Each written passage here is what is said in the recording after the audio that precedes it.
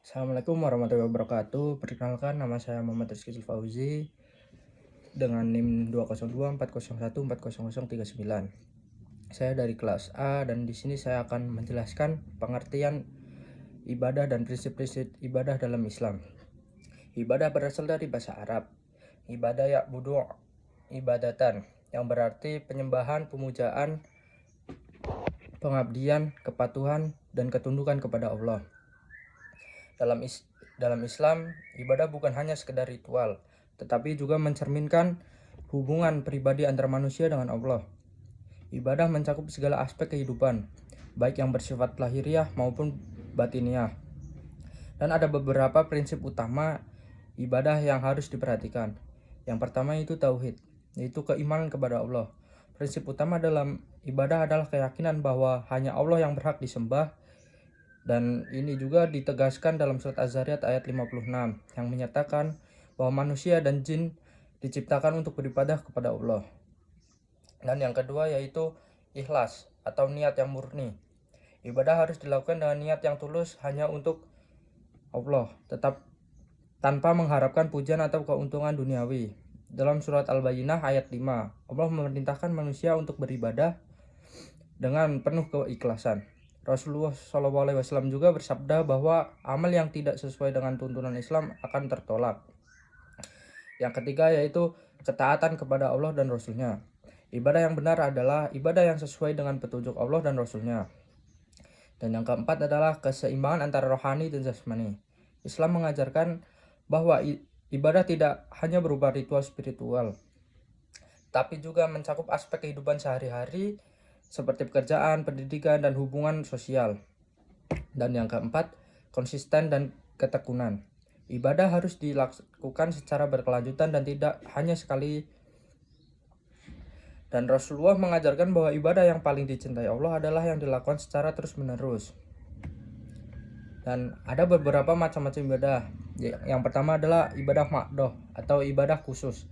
Ibadah makdoh adalah ibadah yang memiliki aturan khusus dan harus dilakukan sesuai dengan tuntunan syariat. Contohnya sholat, puasa, zakat, dan haji. Dan yang kedua adalah ibadah khairu makdoh, yaitu ibadah umum.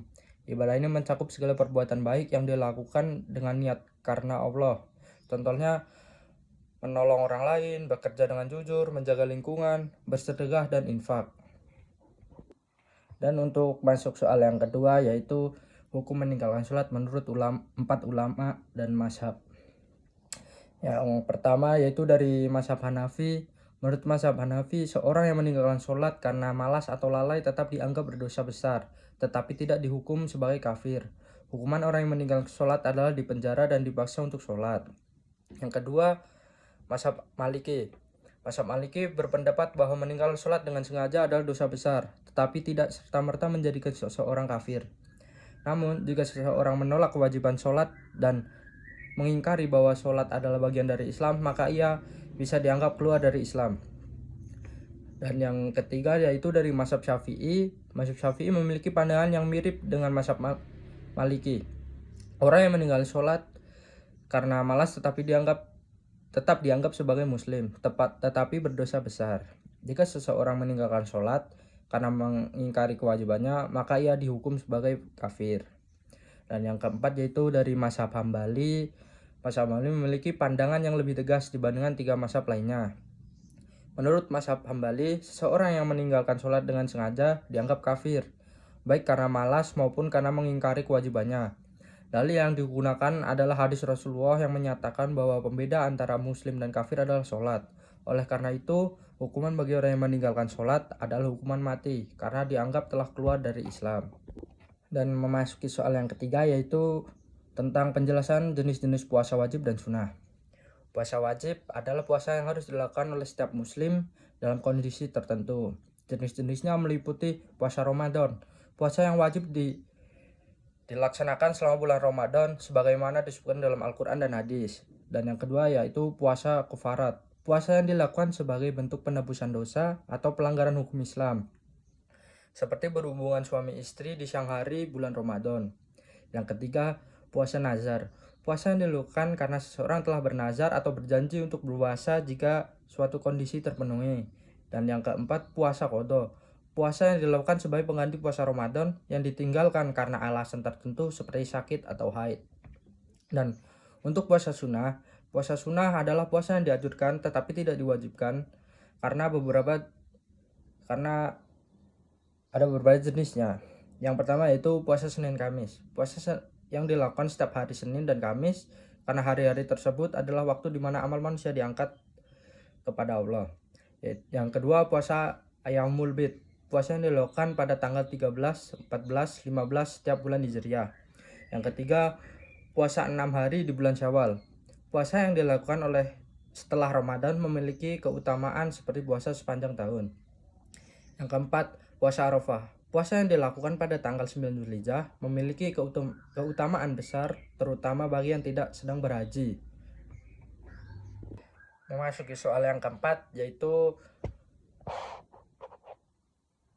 perbedaan zakat fitrah, zakat mal, infak, dan sedekah dan wakaf. Yang pertama, zakat fitrah adalah zakat yang wajib dikeluarkan oleh setiap muslim menjelang Idul Fitri sebagai bentuk penyucian diri setelah menjadikan ibadah puasa Ramadan. Zakat ini diberikan dalam bentuk makanan pokok seperti beras, gandum, atau kurma dengan jumlah sekitar 2,5 kg atau 3,5 liter per orang. Tujuan zakat fitrah yaitu membersihkan jiwa dari kesalahan selama Ramadan, membantu fakir miskin agar mereka juga bisa merayakan Idul Fitri. Dan yang kedua yaitu zakat mal.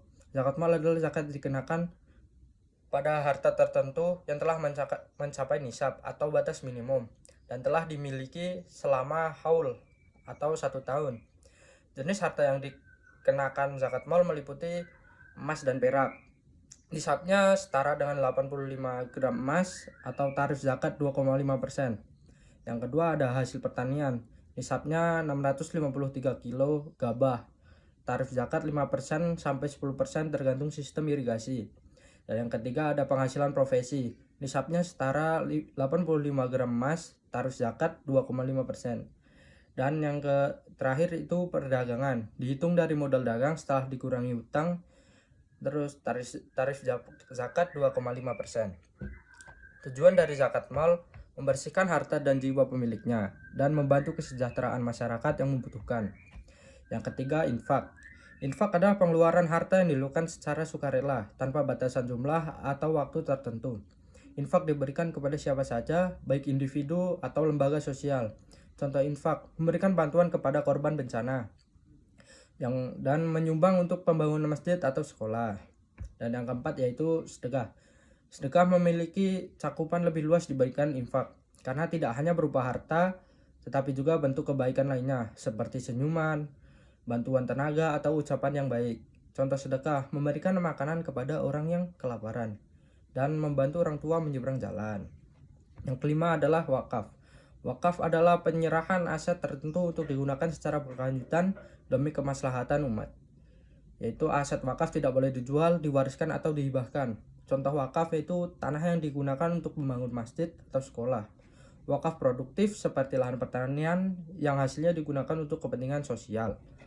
Memasuki soal yang kelima yaitu tata cara perhitungan zakat mal, zakat perdagangan, dan zakat pertanian.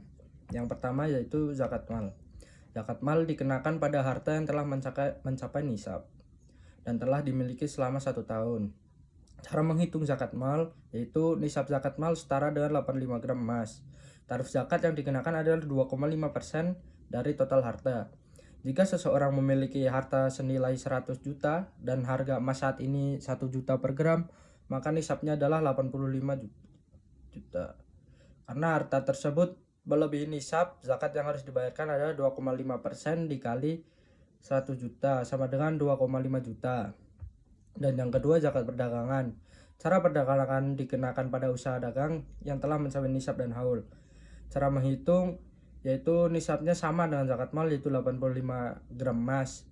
Tarif zakat yang dikenakan adalah 2,5% dari total aset usaha setelah dikurangi utang dan kewajiban. Jika seorang memiliki modal usaha 200 juta dengan utang usaha 50 juta, maka perhitungan zakat adalah 200 juta dikurangi 50 juta dikali 2,5 juta sama dengan 3,750 juta. Dan untuk zakat pertanian Cara menghitung zakat pertanian nisabnya adalah 653 kilo gabah atau setara dengan 520 kilo beras. Tarif zakatnya tergantung pada sistem irigasi. 10% jika menggunakan pengairan alami seperti hujan atau dari sungai. Dan 5% jika menggunakan pengaliran buatan seperti irigasi berbayar. Jika seseorang petani memanen 2 ton gabah dengan irigasi berbayar, maka zakatnya adalah 5% dikali 2000 kilo sama dengan 100 kilo gabah. Jika menggunakan pengaliran alami, maka zakat adalah 10% dikali 2000 kilo sama dengan 200 kilo gabah. Mungkin sekian dari saya. Wassalamualaikum warahmatullahi wabarakatuh.